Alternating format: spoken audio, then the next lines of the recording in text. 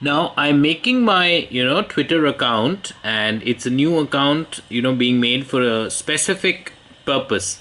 Now I'm on to step 4 of 5 of, setting up the account.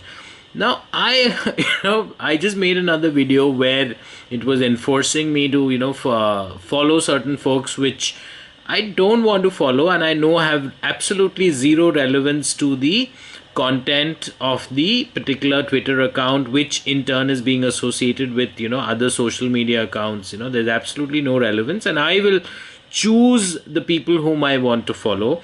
Likewise, now this particular step wants me to upload my Gmail contacts or use a different email service. Now I don't want to do this. I need not, email, upload any, email contacts, and I don't want to use a different email service either.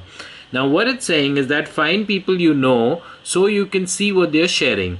Don't worry, we won't email your contacts without your permission. Now, again, this is something which I don't want to do. I feel it has absolutely, no relevance. So, and again, as you can see the entire, screen area, there's no way in which I can skip this step. So again, my feedback to Twitter would be that, don't enforce these things.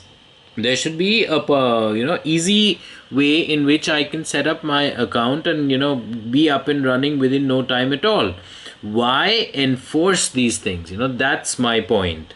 So, this is a simple video just to show you this whole thing about, when you're setting up a Twitter account, you've got to go through these, steps, which I would probably, refer to as obstacles, and probably, these are things which can easily be done away with.